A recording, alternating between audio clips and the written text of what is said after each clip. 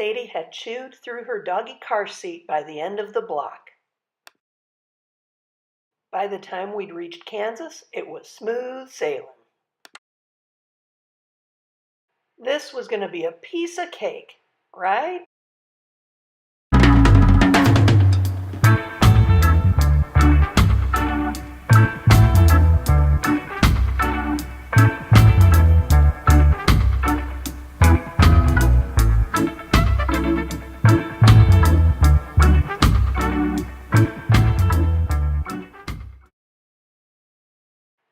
First stop, the Oklahoma City National Memorial and Museum, a hands-down, life-altering experience.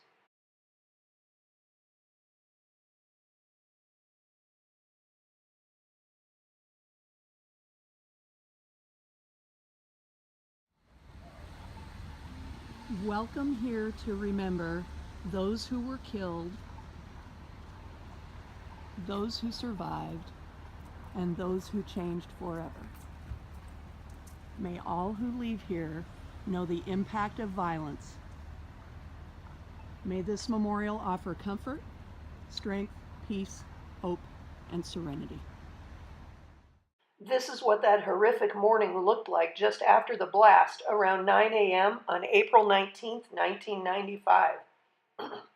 168 people lost their lives, and 700 more were seriously injured.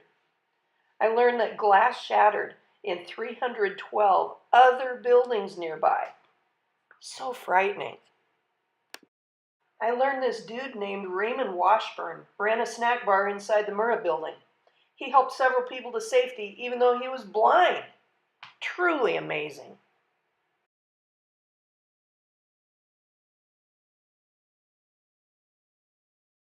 This is the shirt Timothy McVeigh wore that day. The phrase on the front is Latin for "thus always to tyrants," which is what John Wilkes Booth shouted when he assassinated Abraham Lincoln.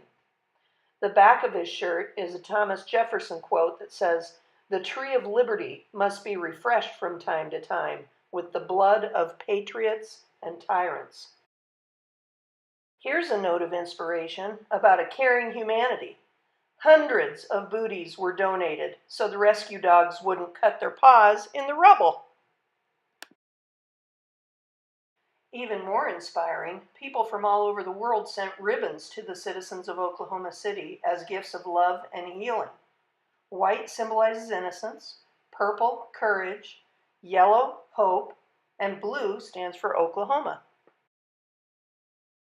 I couldn't help sharing some of the wonderful examples of encouragement sent from students all over the country.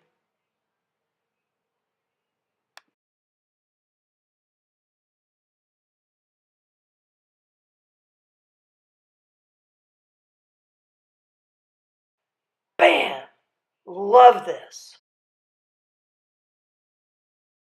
This piece is especially freaky to me because I learned that both Timothy McVeigh and Terry Nichols were stationed at Fort Benning at the same time Ron and I were there. This is the 1977 Mercury Grand Marquis that Timothy McVeigh was driving when he got pulled over for a missing license plate, and less than 2 hours after the bombing. All 168 victims have a memorial just like this in a very special area of the museum. Each is unique to the person represented. I picked Susan Jane Farrell as an example to share because she was about my age at the time. I just can't imagine it. This is what's now the National Memorial Museum. It was the building next door to the Murrah building, but now serves as the museum. This part of the memorial says, "To the courageous and caring who responded from near and far, we offer our eternal gratitude." And that elm tree in the middle was not damaged at all by the blast.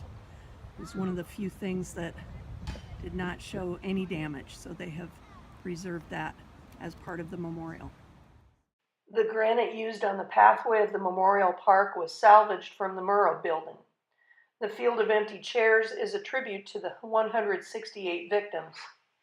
There are 9 rows that represent the 9 floors of the building. One last look at Oklahoma City, and we're on the road again. Little Sadie was getting used to this road trip business. I wish I could tell you we made it to San Antonio with no problems at all. To be continued.